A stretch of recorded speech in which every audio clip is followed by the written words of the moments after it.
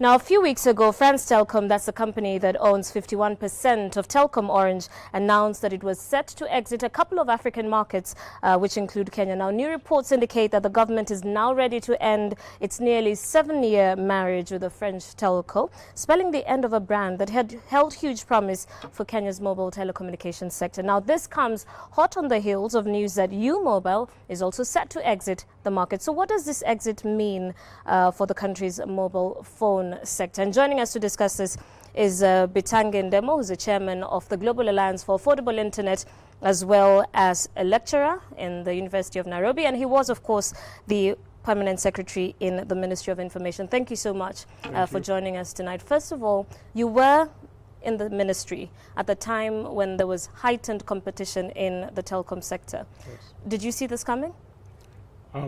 Yes, because what happens in any industry when the market gets to maturity, meaning that the revenues remain flat, a company has to reinvest in new innovations or expand or diversify into some other areas.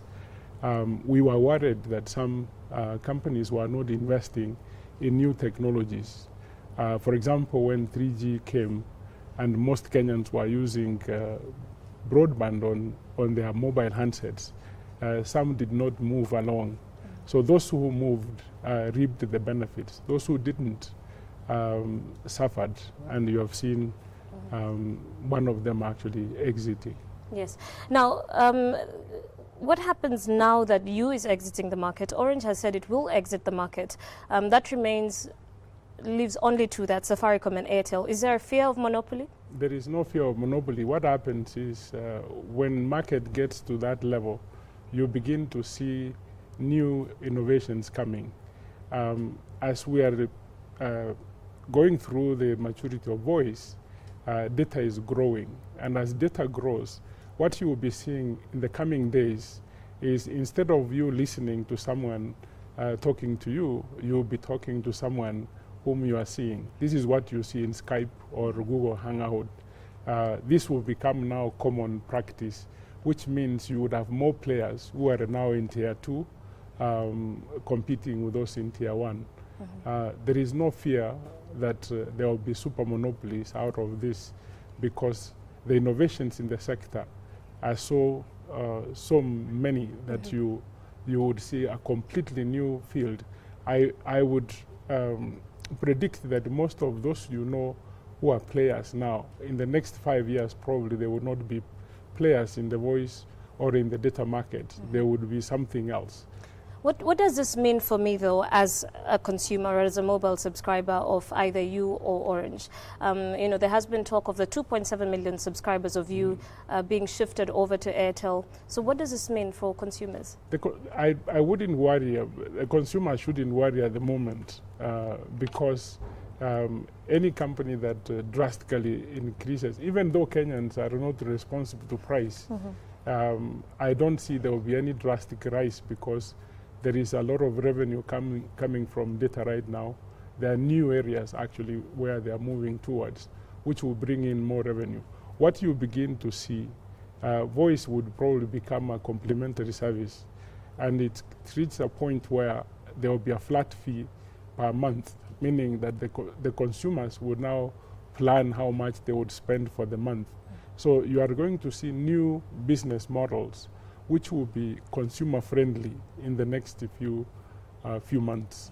We're hearing reports that there are about 4 other companies that have applied for mobile licenses. That's inclusive of Equity Bank.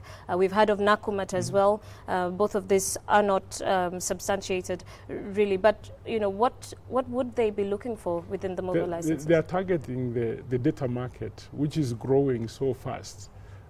What you're going to see is that everybody is going to look at what we call big data analytics, and they are able to get the consumers to begin to understand how the consumers behave. You actually need to play in that sector. Right now, the people with the most data on consumers are the mobile network operators. If you see what Nakumat has been doing with their financial card, is actually to get as much data about the consumer and begin to understand the consumer. What will the consumer need in the next 5 years? This is what everybody globally is talking about, big data. How do you harvest the big data, understand the customer, and align your business around what the customer wants? This is what you're going to see.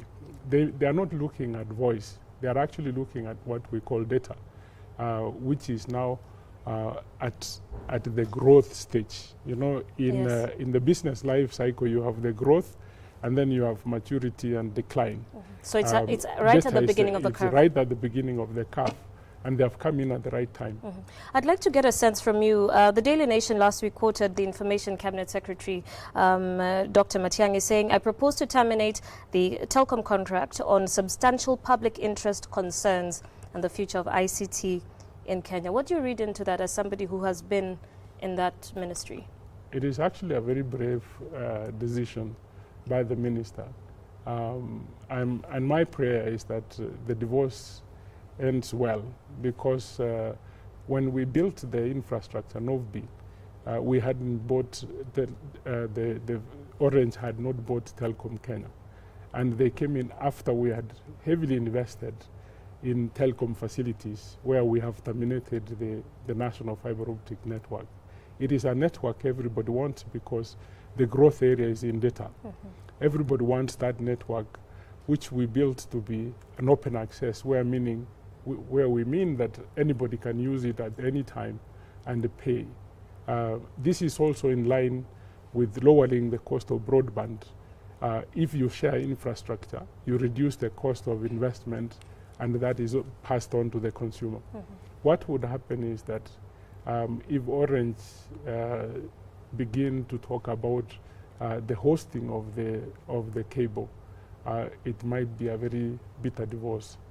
Of course, we're watching that space to see exactly how it comes on. Thank you so much for shedding light on this very critical issue. Dr. Bitange Ndemo, the chairman of the Global Alliance for Affordable Internet, as well as the former PS in the Ministry of Information. Well, we'll take a short break now. We'll be back with more after the break.